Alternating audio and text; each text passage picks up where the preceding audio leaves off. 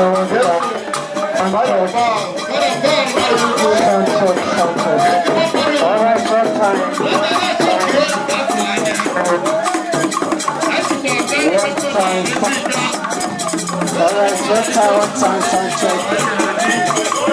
you. Sure. Father, you get to take I took what you don't know the preacher. I took one day for the bar. Who wants to people? But I'm going to mention and it's all I can get to the non of the preacher. Oh, yeah, but no. I'm going to do with him, man. I'm going to do with him, man. All that one in my also go. It's not body. I can alone the month of another operation. I don't know. I'm from where to Dana. I'm from my one table. A very big guy. Oh, no, I didn't want. I think it's not. I have a lane. I'm going to go. All the go for that. All the go for that. You will go on. You will go on full time. No more cheaper. Chufa will go on full time. No more want your food. All of our village that are little born in there. I will give you a food. I forgot yet to get out of the prison. I don't know. Very potentially, I'm putting in and out of it. I want to do a lapado. I want to do a lapado. Oh, I got my internet. I know the preacher over there. I'm going to get everything. What would you the family union? On a hall over team, I can't know what you thought. The one that they got it. Legalivana, no Suprigo. Vamadus 2025. Vamadus 2025. We are going to have a for 1 second to know we will go.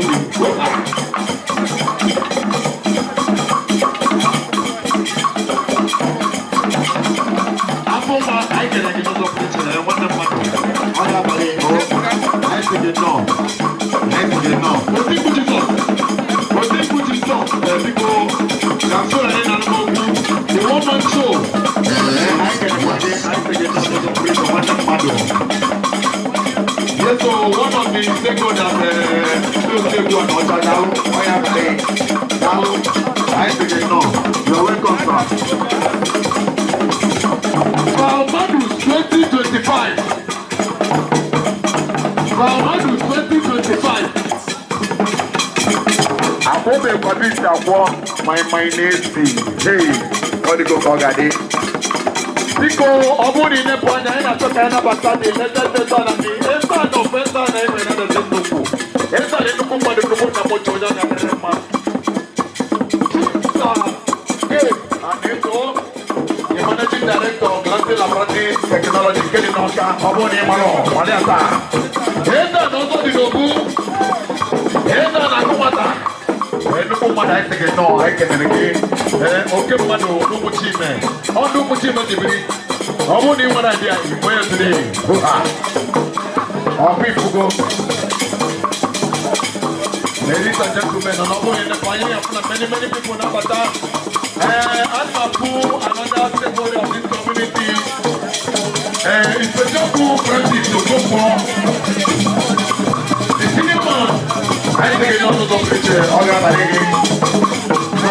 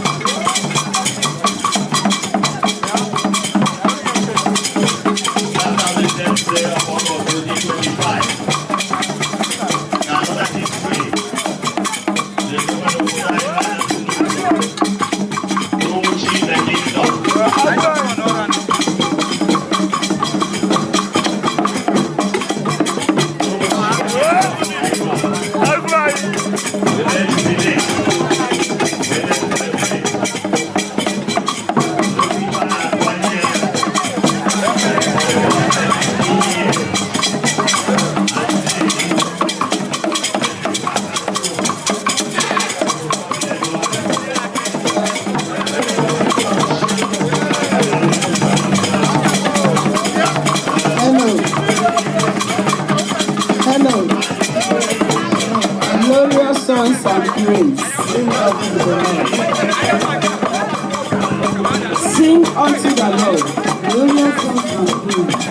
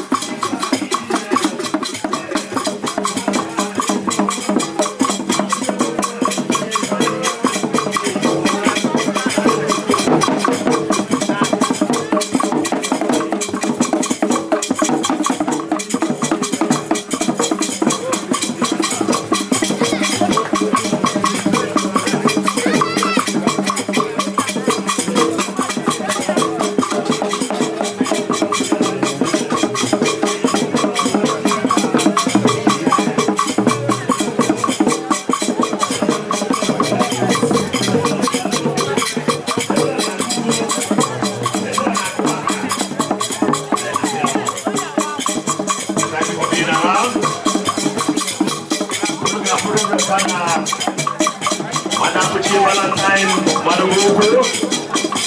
Yes. In company with the Reverend Father, I can Ezika. Dalono. To God be the glory. To God be the glory. Ladies and gentlemen, you can see a total jubilation everywhere. Total celebration. Akatubodia. Arizona. Go on, Aga.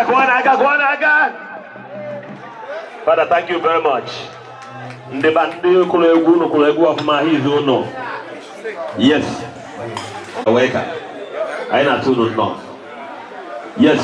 The PA to the distinguished senator of Federal Republic of Nigeria, the man who represents Anambra Central, Engineer Charles will be a free-born citizen of Anambra State.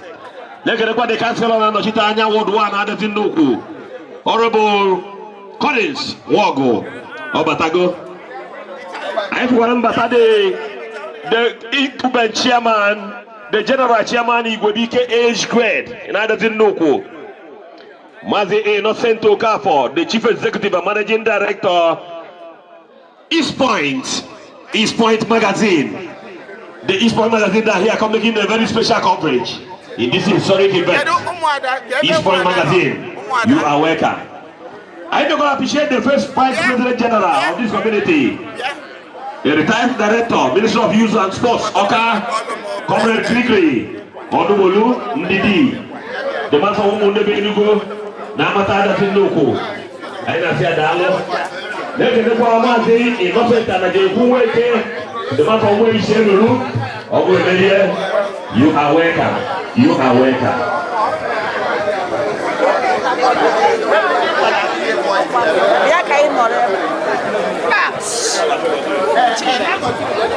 Yes, I don't appreciate. Only happy for them when they are special love for this family. Only special love for this kindred. Only special love for the new ordained priest in Adazi Nuku. I thank everybody, the distinguished ladies and gentlemen that come down here to join this family in this colorful celebration. We have to appreciate all of you. You are all welcome. I don't know. The buy in the back, the need never in a very special way, or easy, or due to the love you have for this family, have for the priest, have for the members of the kindred and the good people of Adazi Nuku. That's what makes you to be here. I will have to thank you in a very special way. Yes. Uno na uno ga uno leo na neema ngole makana uti forma mele na da tinu ku forma mele no muchile kendo. Yes, I know from the immediate past Secretary General ATDU, Comrade Godi Enzani Golbalisa. You're welcome. Then the immediate past chairman of Umuwa Ishelulu, Francis Dangre Sapecheta. Speaking, I not here no. You are welcome. You are welcome. Then I know what about the elder of Ogojo family. Mati Musa Ogojo Obile. Then I remember Ken Ogojo, one of the biggest of this community. Obile, you are welcome. You are welcome.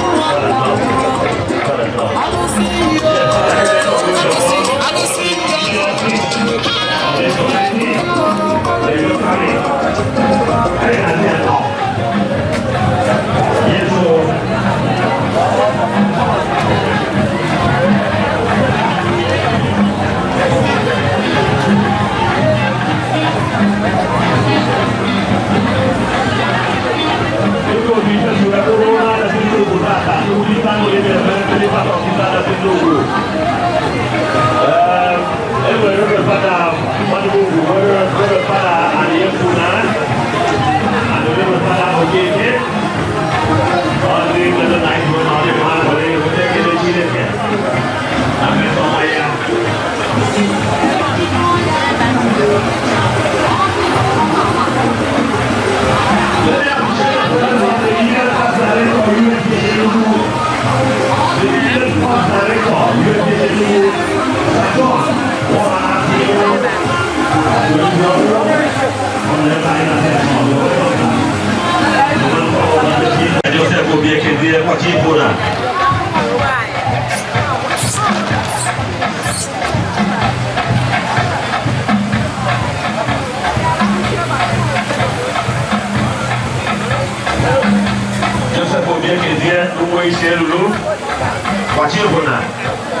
You are welcome. Let's talk about Mariana.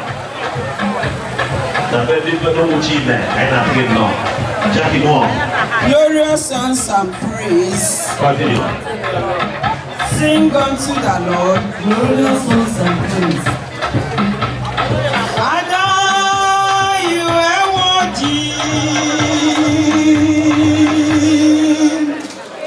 Yes, continue. Worthy, thou alone are worthy to be praised. Thou alone are worthy to be praised. Chukwu you follow. Chukwu abiyama you follow. You follow na jamae.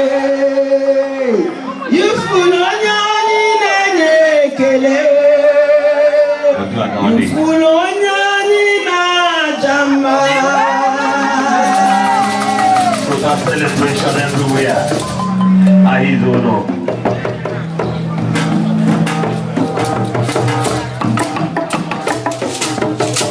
I remember Rev Fr Evaristus Arama, one of the indigenous priests of this community. Rev Fr Eyumokeke, one of the indigenous priests of this community.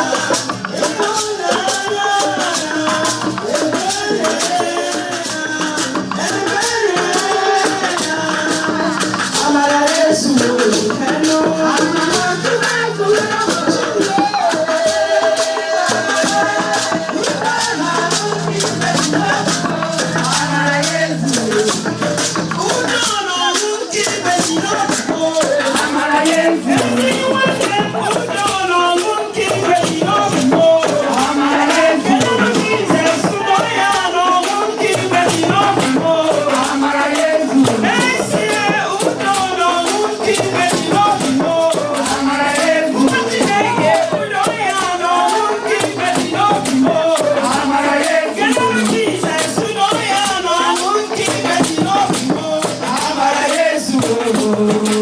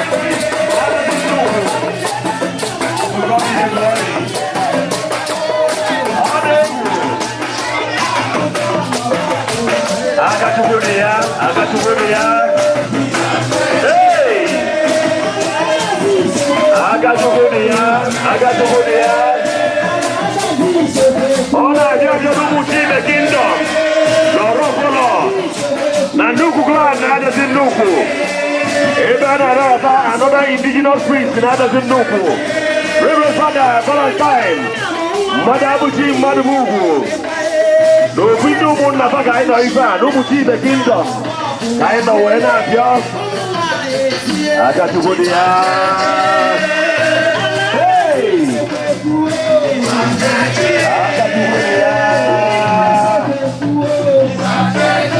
I even make it.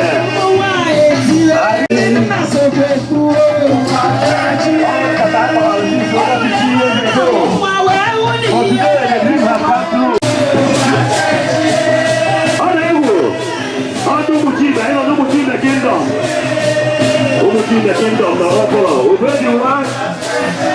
Hey! On the way.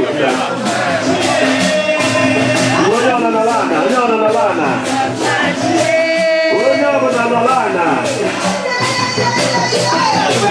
I get you look at I get you look at Bugatti. Everybody that got what's me. Oh, yeah, what you the kingdom.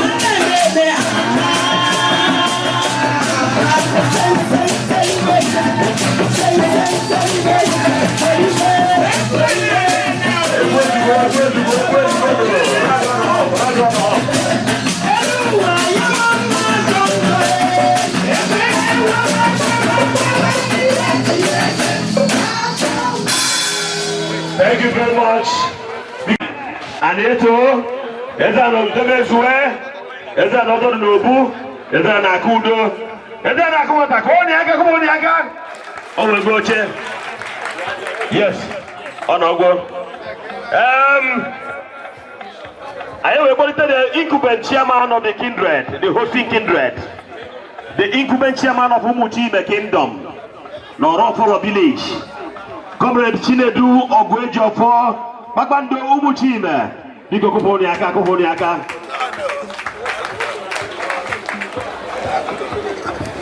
I when they give opportunity, when I go back, the governor of Adazi Nuku, the governor of Adazi Nuku, known as the chief executive, he head for Umuchime Kingdom.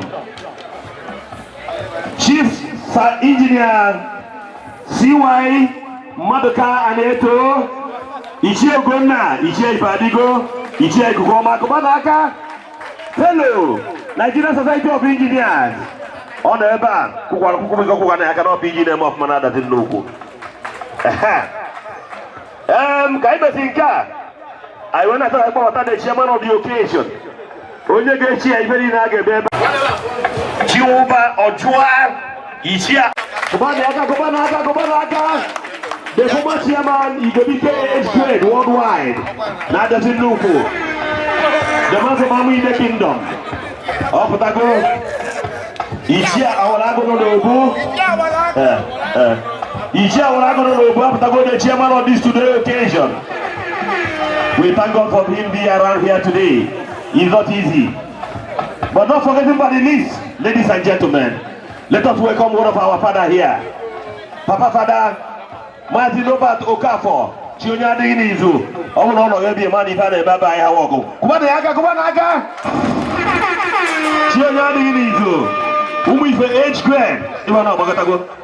You want to move out of the Pantata. Manivona, okay, you got behind Jim Guata, or Chona.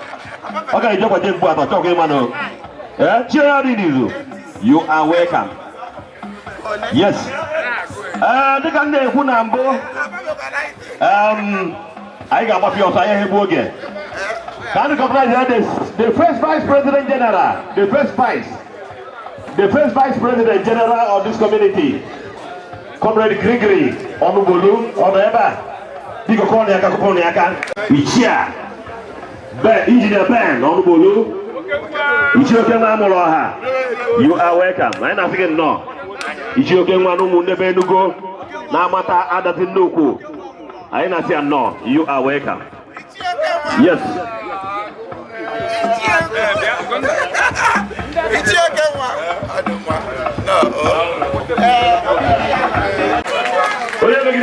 Father, you are welcome, sir. How do you know? IK. Chief Barrister IK is the Chukwu. Hey, thank you very much. Thank you very much. Yes, another barrister at law and solicitors, Supreme Court of Nigeria. Barrister IK is the word to appear. Eh? Is the Chukwu. You are welcome. No, PG Emeritus. No, he's no. The guy na Ganiru. Nafana. Chineke na pụrụ ime ihe niile. Ọ bụ gị nwedoro ụbọchị ya asọ. Anyị gbakọrọtara ọnụ dịka otu ezinụlọ, ndị enyi, ndị ikwu, na ndị ibe, na ndị ọgọ. Anyị gbakọrọtara ọnụ inye gị ekele n'ụzọ pụrụ iche maka mbugo n'elu ka ebugo nwanne anyị na nwa anyị n'ọkwa nke ịgbago odibo dịka ụkọchukwu. Anyị gbakọrọtara ọnụ inye gị ekele, sorokwazi ya wee ṅụrịa. Anyị na-ayọ ngọzi pụrụ iche n'ebe nwa odibo gị nọ. Inyekwazi ya arụ esi ike, ekwazi ya amara ka ọ ga-eji wee nwenye ike lụọ anya m ọrụ, lụọ anya n'ụzọ kwesịrị ekwesị, lụka anya nka. Anyị na-ayọ bịa gọzie ọgbakọ anyị ka anyị bịa n'ụbọchị tata. Gọzie ihe anyị ga-eri eri, gọzikwazi ihe anyị ga-aṅụ aṅụ, ka ihe nke anyị ga-eri bụkwazi ihe nke anyị ga-aṅụ bụ ihe nke ga-azụ anụ arụ anyị. Gọzie nne ya n'ụzọ pụrụ iche, onye nke mụpụta Fada. Gọziekwazi ụmụnne ya ndị ndekere. Nyekwazi anyị niile amara ka anyị ga-eji wee nwee ike na-akwado ya bụ ụkọchukwu gị n'ọlụ ahụ nke ị nyere ya ka ọ lụọ. Gọzie ma chekwakwazi ya. Gọzie anyị n'ọgbakọ a. Anyị na-ayọzi, anyị nọchakwazi ebe a mgbe anyị ga-anakwazi be anyị. Anyị na-ayọ biko duru anyị n'udo ka anyị nọlụọ na be anyị na-enweghị nsogbu ọbụla, ka aṅụrị niile nke anyị ga-enwe n'ụbọchị tata wee bụrụ nke anyị nwere n'uju ya. Ihe ile ndị aka anyị na-ayọ site na Kristi onye nwe anyị, n'afọ nna. Thank you, Father, for the wonderful prayer. Biko Oji, Chairman of the Oji. CSO. Ichia, nnukwu Ichia, Awalago. Agụ anyị, ịdịna ka anyị na-adị. Agụ igwe bụ ike. Biko, Oji abịa, o. Daalụ.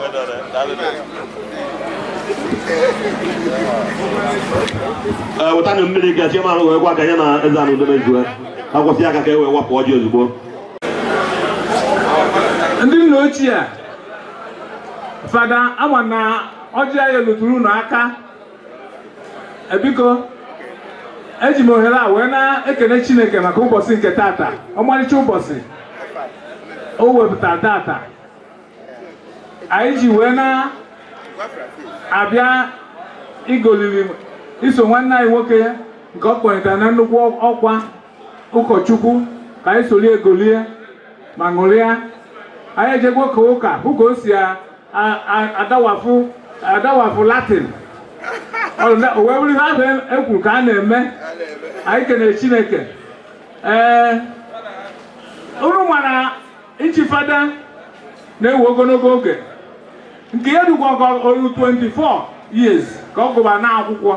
Ọgụcha ọgụkwasakwa ma degree niile o nwere, ma masters niile o nwere, first degree, second degree, wee banyezie na ngụ philosophy ma theology ma ihe niile ology niile dị na nchifada. So na anyị kere Chineke na ọ gụchasịa ife a niile, wee dị qualified both in learning and character. Maka na ọ bụrụ inwe character ya echifada, ọsọ nwa isi akwụkwọ na-azazazaza inwe ha character, ijegiri ife anyị na-ejegara ya ụkwụ ya akpọrịrị gị. So na anyị kere Chineke na ụkwụ akpọghị ya, na agụụ o nwekwuru iji wee nwee ndidi ogologo oge dị etu a. Ịmana Chairman anyị dị very good in record taking and statistics. Ọ sị na onye a na-ebu the fourth priest ụmụ Chime na-aproduce ọkwa ya. The first one bụrụ nke kpere anyị ekpere, Kenneth. Ogo eji ọfọgị ndị ụzọ eghele ọ ya meghere ụzọ fada n'ụmụ Chima. Anyị kenere ya kene ndị fada ndị ọzọ ụmụ Chima wepụtara na ndị nọkwa na seminarị nweba ndị yichachagwawo white ya na ahụ oge na-ete aka ụlọ anụ anyị chikwara fada na ụmụ Chima. So anyị na-ekene ndị niile bịa n'usoro anyị wee na-aṅụrị tata. Anyị na-asị na ọ ya dịrị unu mma. Okwu unu ji eji na nke unu ji bịa dị mma mana nke unu ji eji na ya amakarị. Ọ ya dịrị anyị niile mma ọ na-adazi nnukwu. Ọ ya dịrị anyị niile mma na-adazi ana. Na Naịjirịa niile o na Anambra steeti. Onye na-echele onye fada anyị ezigbo eche Chineke ga-agọzi ya. Ọ ga-enweta ngọzi na ngọzi ya batara na ngwurube Madubugwu. Anyị na-ayọ Chineke ya bịa n'ụbọchị nke tata n'ibe anyị na-anyị ga-eme tata ma olili ihe anyị ga-eri ma nke anyị ga-aṅụ ọgame na-atụ ya. Anyị ga-eri ya rite ndụ rite arụ ike. Anyị gaa na aya na n'udo ibe ndị a ka anyị na-ayọ site n'ofu Kraịst onye nwe anyị na ya. Onye eze na udo mezuwe eze na ọzọ dị n'okwu eze na-aka udo.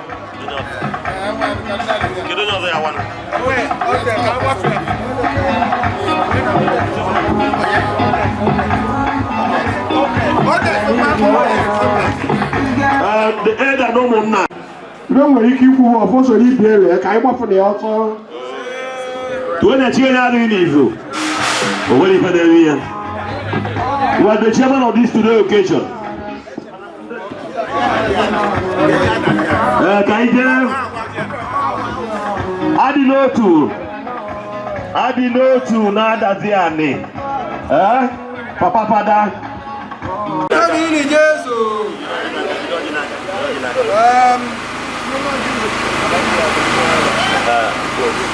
na mmemme anyị ji maka ihe wee gbakọrọ ebe a anyị ji maka ihe wee jide ọjị a n'aka n'aba anyị bụ ndị adazi a ndị ikwu anyị ndị ibe anyị ndị enyi anyị ndị ọgọ anyị bụ ndị soro anyị bịa nọrọ ebe a ndị ụmụnna wee na-agwa ọjị a n'aha anyị wee na-akpọpụ Chineke eze a na-emechara ọgụ na mbụ ekele ka anyị na-ekene ya maka ọgọnọ afọ ọmụ ya niile ọ rụrụ ebe anyị nọ ọkachasị nchekwa na odudu na ngozi ndụ na-arụ isi ike ọgọzi onye ọbụla n'ime anyị mekwara ka anyị mmekọzi anyị dị ndụ na ala ndị dị ndụ n'ụbọchị a wee jee n'emume nke a wee na-ayọzi ya ayọ n'isi nwa anyị bụ nwa di ya na anyị onye nke ọ kpọrụtara n'ije ozi mgbe ihe ubi ya n'elu ụwa anyị na-enye ya ekele ya nara otuto n'elu kasị na nchekwa na otuto niile o turu ya na nnọnye niile ọ nọnyere na ngozi niile ọ gọziri ya na nke anụ na nke ime mmụọ na-ekenekwazi ya ka anyị onwe anyị ndị ome ka anyị toje ebe a na-enweghị nsogbu ọbụla wee sonye na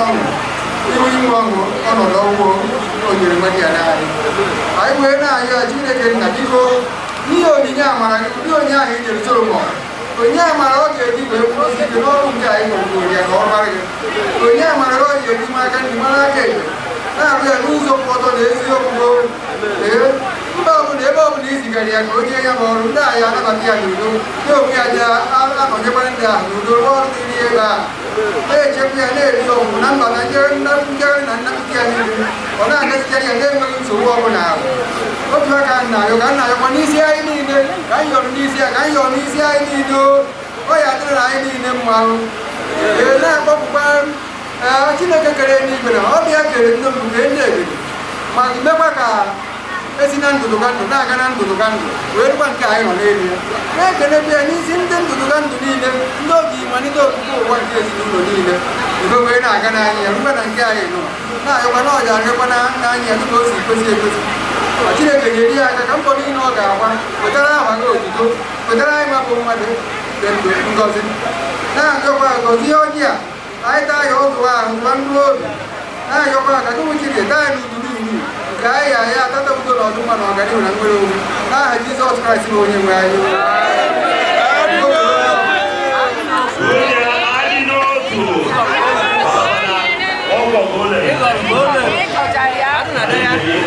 egoro nwa ya na-agọ ya egoro agada eri ihe kama eti ọgbaghara kama ịgọgo ya a ga-eribezi ihe ụmụ ike oge abụchi ibe ekekele ụwa ka ọ bịa n'ọjị a ya gọzie ya dịka onye ngọzi ọkụ. Anyị si na mmiri ayara ata na azụ ayara ọnwụ. Anyị si na ọ ga-adịrị onye ilu mma dịrị onye azụ mma. Anyị si na ọbịbịa anyị bịara taata ebe a na anyị naba na okporo ụzọ ga-eluwela anyị isi. Anyị si na fada anyị chiri taata na anyị ga-echike ya nka. Ife ọma niile nke anyị na-ekwu n'okwu taata ka anyị na-ekwubi wee na-asị na ọ ga-adịrị anyị niile mma n'aha Jizọs o.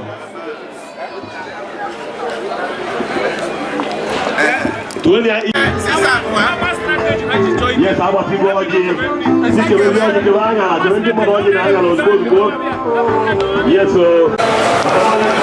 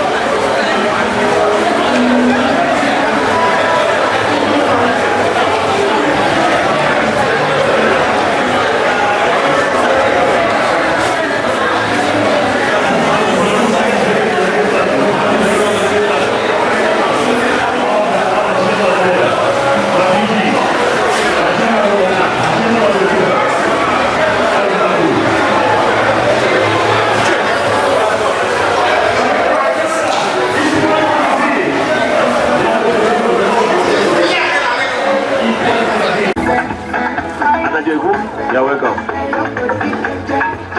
Hey! Hope you had a bit easy. Each year, better than the tomorrow, and family. I just come to appreciate the new ordained priest, Nadatunduku, Rev Fr Valentine Madubugwu. The 10th day of August 2025. Another history has already been made. To God be the glory. But not easy.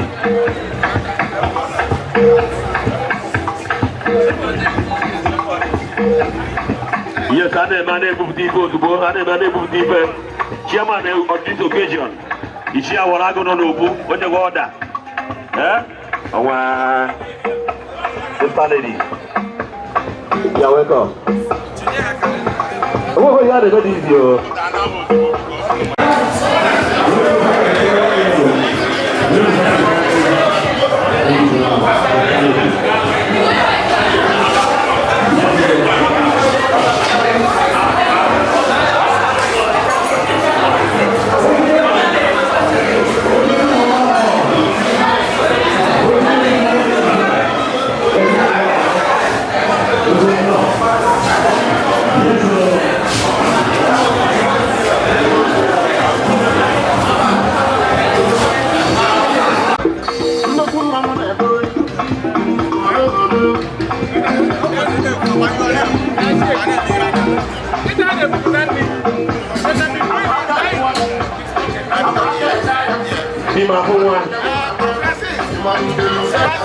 You are welcome.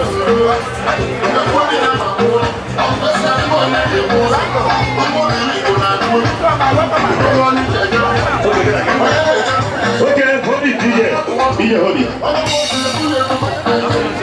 Just hold it.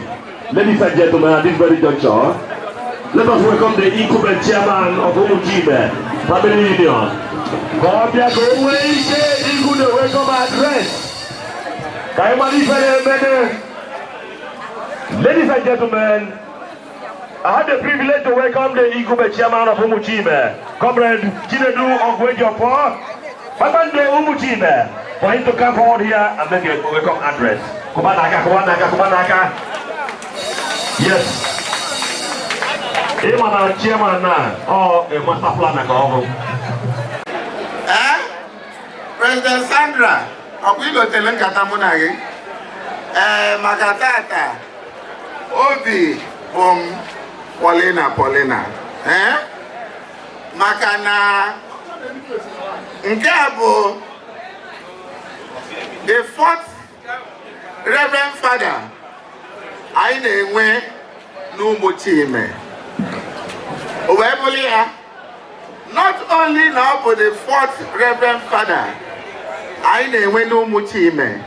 Ngabo, the first Reverend Father, they produce as chairman of Umujibe.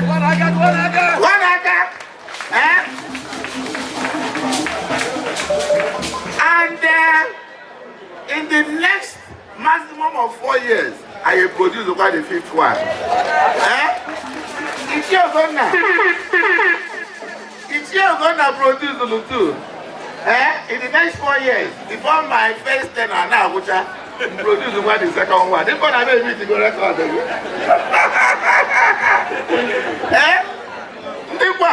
Bueno. Ayoma lele, ayati lele mo ayoma. Ayoma lele, ayati lele mo ayoma. Lele, ayoma lele mo ayoma. Ayoma lele, ayati lele mo ayoma.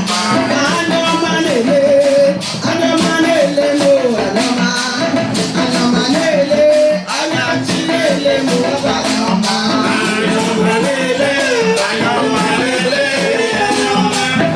Ayoma lele, ayati lele mo ayoma.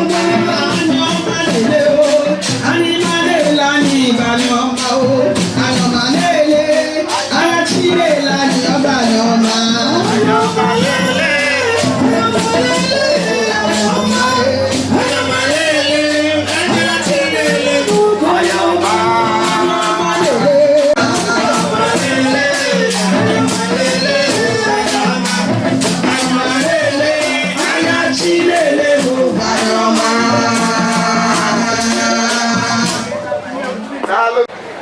Towards the end of my welcome address. This is a very simple assignment for me. No inabata uno into this our state of the art, modern, the most modern. Bishop Jonas Benson said that this is the best hall in the whole of Anacha local government.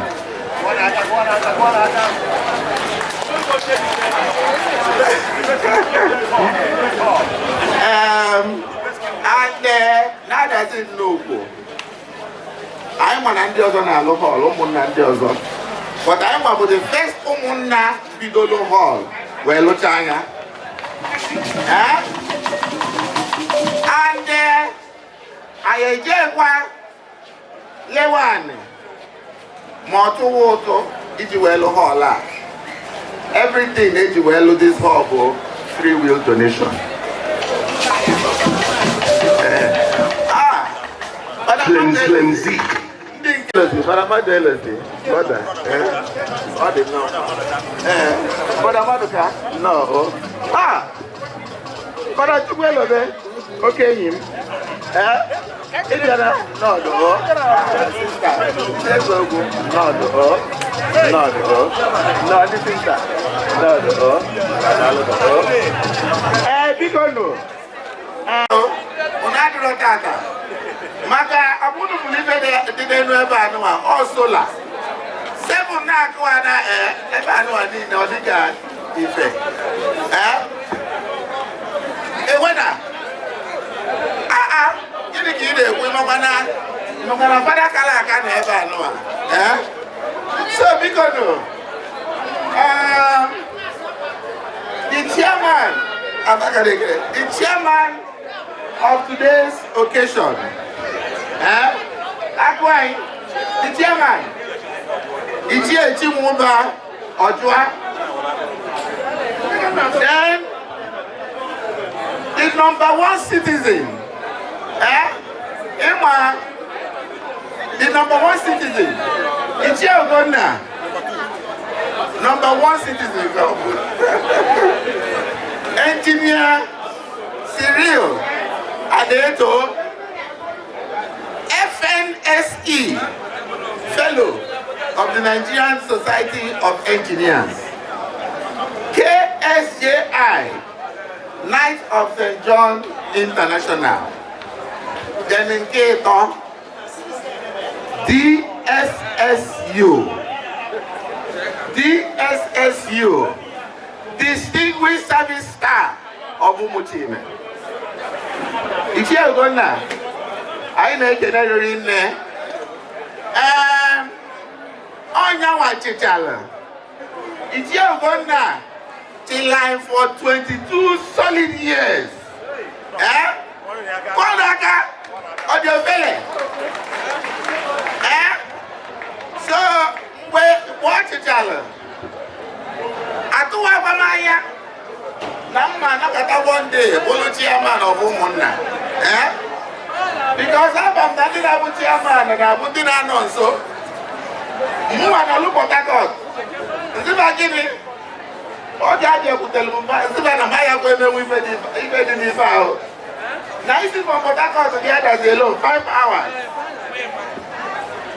Also, the Dobby wasting that now, 2 or 3 times in a year. What the compulsory? Namanatuno. Any other time, my choice. And if I am vice chairman of Kalaka, if not, it's here for that. If my president today work at the near time. No, but I say I'm going to no, so divide them. I'm going to go. Governor for president, I didn't wait time.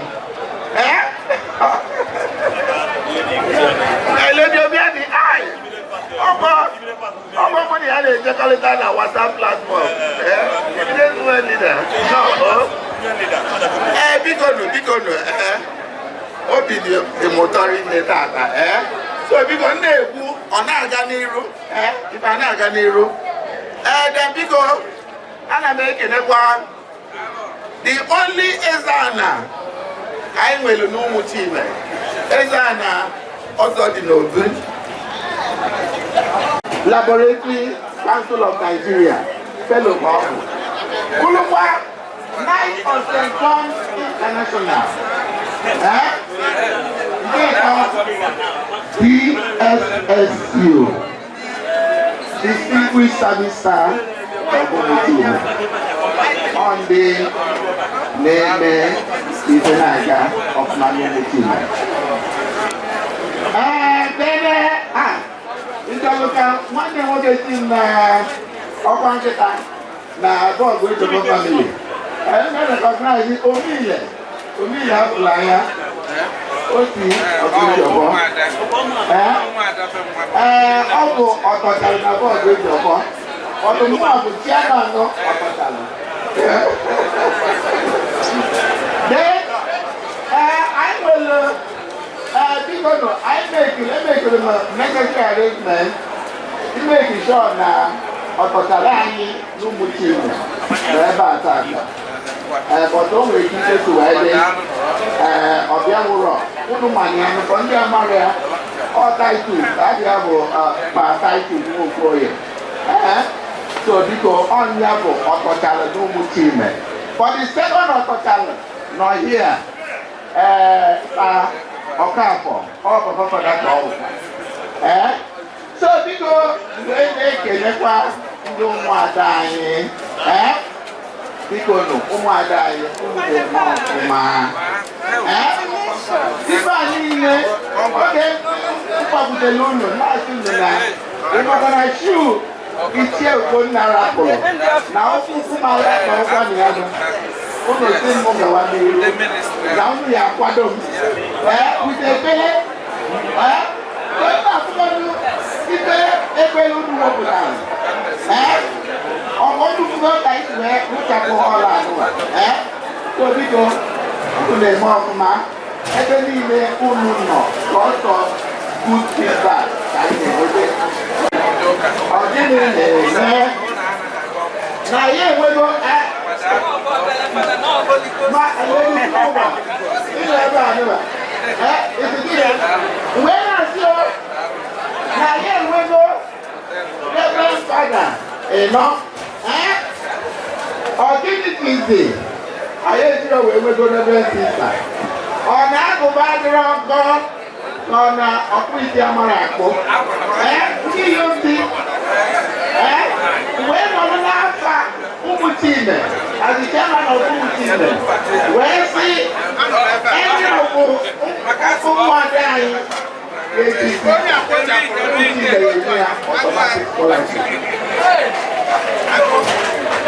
automatic scholarship because onwere mana Port Harcourt o nwere ebe anyị jere ewee nwanne sista kpọrọ anyị oriri onye asiemo wee na-ekwu okwu wee na-asị na ife ọzọ bụrụ na famili ọbụla sista nọ n'anya na that family na-enwe nnukwu ego ụmụ Chime anyị nwebere ego anyị enwego that capacity but ego anaghị eju afọ so anyị chọkwuru more money so biko nụ then the chief celebrant of today's occasion Fr Valentine Madubugwu anyị ga-eti nwa na-akwa aka ifeanyi niile anyị wepụtagoro n'ụmụ Chime one of our very best ọbụna akụkọ ebe ego na ọdọdọ na PhD ma masta tupu anyị a na-eti mmọnwụ a na-akwa aka ọbụna na nwoke tata okwuru maazị ka nke akụkọ bụ ndị okwuru maazị ka ochie dike kama fada enyegekwa ntị kama o nwere ihe fada mekwara n'ala akịrị bikọz oge asị ka agọzie ndị ụmụnna na ụmụ nwanne mbinye ka mpụta fada sị ka anyị nọ ebe anyị nọ so fada nyere anyị na privilege ịpụta bịa shine ya nọ n'iru ọka but ka ọ dịwa agaghị enye ya so biko nụ ana m anabata mmadụ niile ka ndị wee kwuo the first Rev Fr ọ ga-esi the first Rev Fr n'ụmụ Chime 1993 and I was 25 years old then so onye mmadụ alụ n'ndị kịta ị ga-amalụsi the number of years o chigoro this fada biko nụ gaa n'iru ịmasị na naanị ebuka amaghị ụwa ka na-ekwu okwu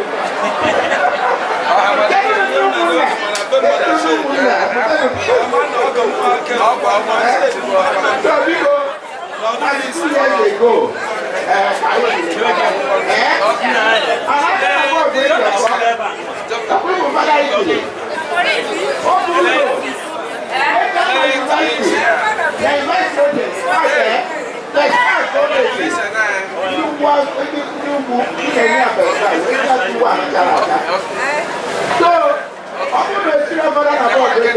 one of the very best in the family.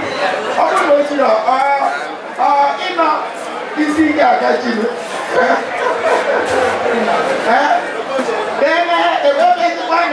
Madubugwu. Ọbàdí àkàtúbàdà. Ọtí méjì. So bíkọ́ lò. Àyè ní ekele Chukwu maka ụbọchị taa. Wee na-ekele ya. Ụmụ Chime, Kachanụ. Biko, ka nrọ ọzọ ya ọ. Biko lò. Ukwu unu ji wee bịa. Ukwu ya eji wee na ya amaghị ukwu unu ji wee bịa. Udo dị n'onye ọbụla. Ifeọma bịara ụmụ Chime tata. Akọsịtali. Another thing, ịmaba onye gọziri gị Paul. Bishop Donald-Benson, the Catholic Bishop of Florida, onye gọziri ụka anụwa. So biko nụ, na the first event anyị na-enwe wee bụrụ ịnabata mmadụ anyị. Ịbụrụ na anyị na-akpọ ụkarị nne. So biko, na-akwazi ndị ụmụnna niile n'ebe anụwa. I can make our presentation to a brand new Rev Fr. Udo Kilono. Buona Giacomo Chairman Adazi, Amando Mucina. Umuke Lumaya, Diana Kuba, no Mucina Ninga. The new ordained priest. The new ordained priest, none than Loco. The newly ordained priest, none than Loco, another Father Valentine Madubugwu.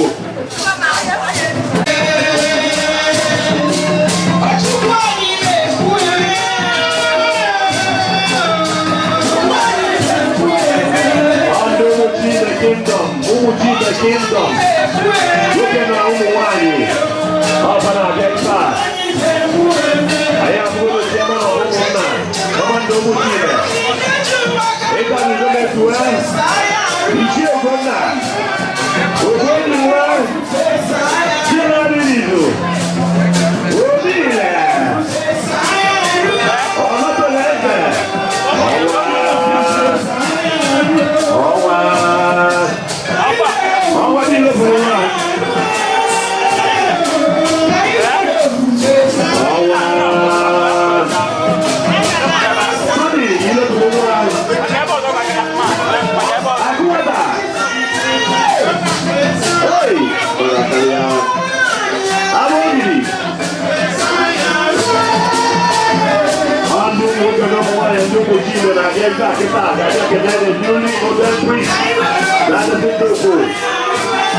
Today, the temple of August 2025. Right now, we're let's jubilate. Let's celebrate. To God be the glory. Yes. I got to go there.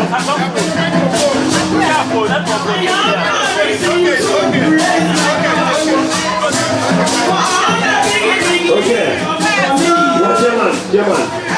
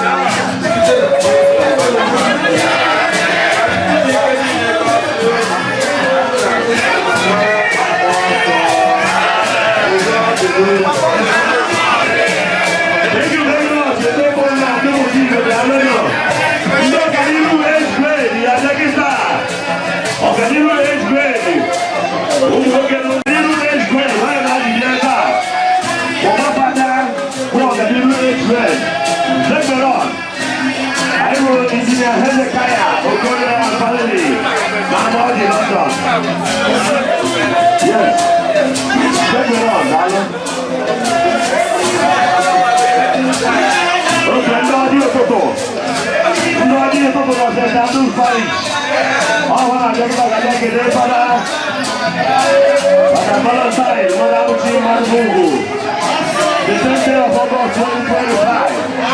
We are watching. We are waiting. Total jubilation everywhere. Total celebration. To the glory. Yes, we are going to the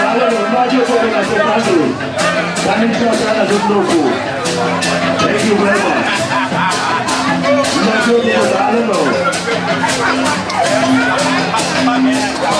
Okay. Just be on for first one though. So you think okay? One of the three elections you think okay? Then I have the equal chairman will go village. The equal chairman is work for the kingdom. That's a good logo. Somebody is a big eternal. You're not in the zoo. That's a good logo. You're a chairman. If you're a window, no one. When you're working, you can get a board here. I'm going to take a back. I get there. No one will work there for that. The chairman will go village. The chairman will go village. You're not in the zoo. The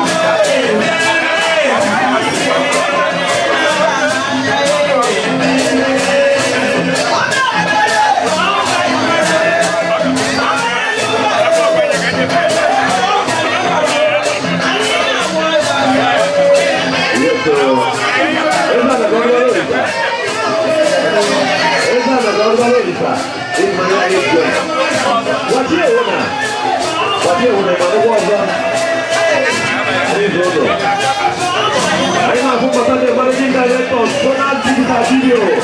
Now that one is shot.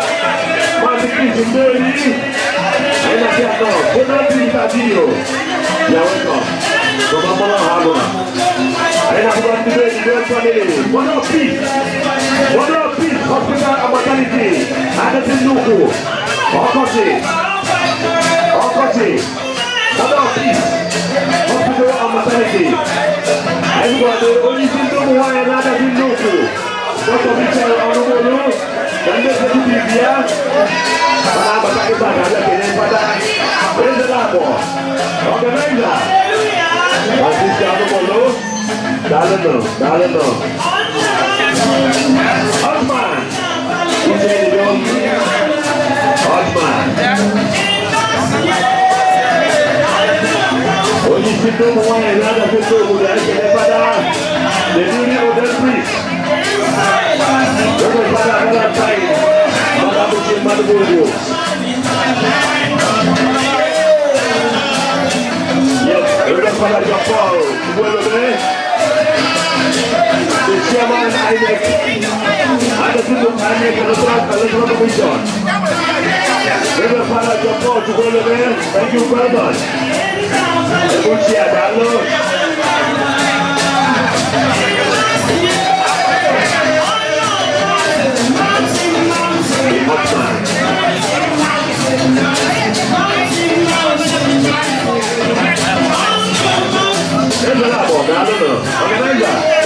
Thank you very much. Thank you.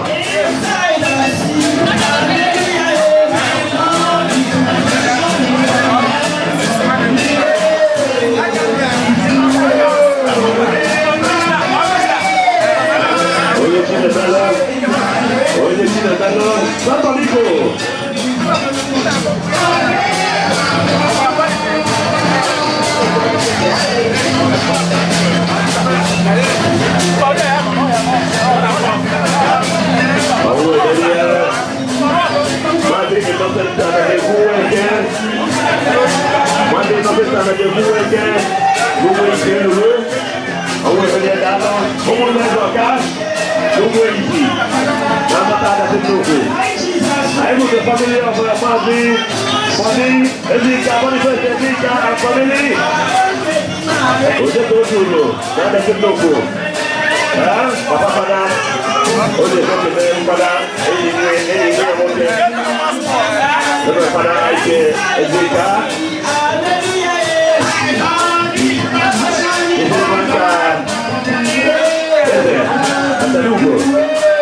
Thank you very much. Adazi really.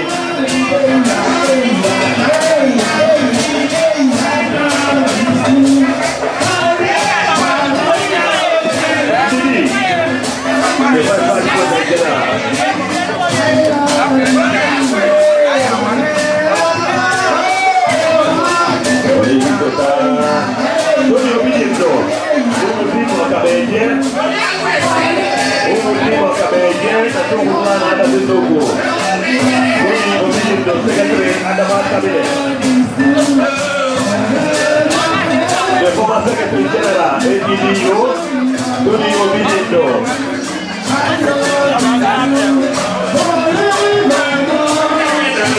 Papa pada jadi okey, pada ini gue okey, ya, okey dia.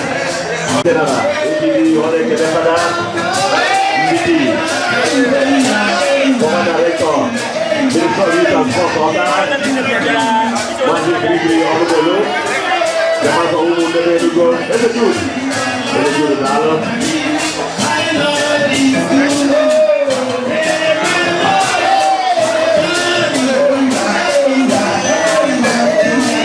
Okay. Yes, saya nak memantau. Ibu Anocha, the Managing Director of Blessed Internet, West African Limited.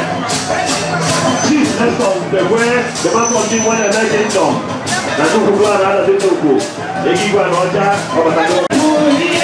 Ayam money. Because you know dia ini, dia potong tahu lagi pasti kodo. Dia nak dia ini kau kaya na ayudo, kodo.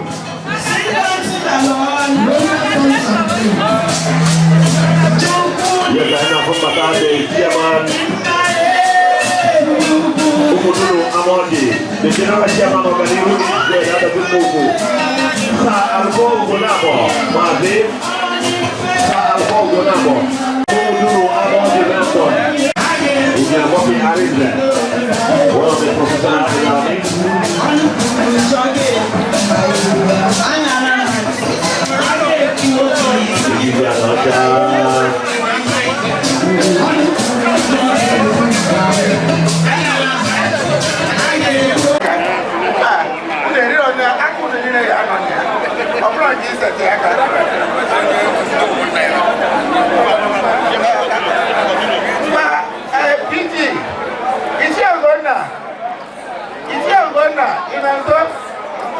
Chairman of the occasion, the acting to the Wake.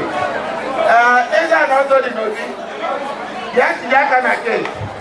The only Ezra in Umutime. It got you want a boy. Now I thought, because the generation before this one, they talk about it.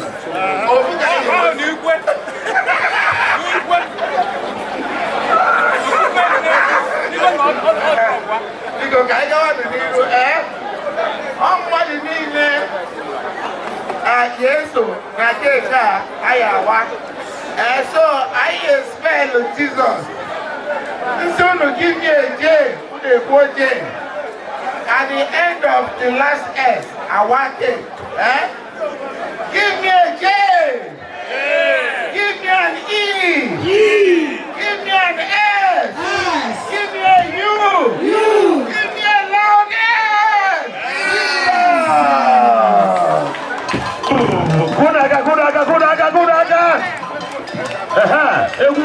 Egu fara ya na mawe gol onye ona chawache onye ona chawache egu ndị glorious egu na maka you can go and rejoice in the Lord with him. Come and rejoice in the Lord with him. To God be the glory. Yes, I can go. Reverend Father and Professor Bonaventure and eso I can react. The Reverend Father and Father Lucy. The sister Ezogu. I don't say the chairman of the occasion. The chairman of this today occasion.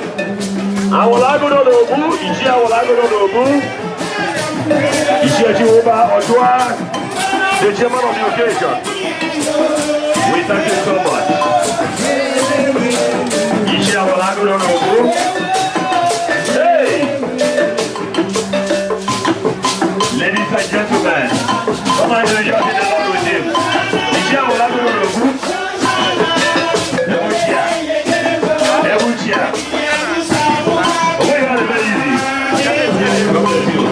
Thank you very much.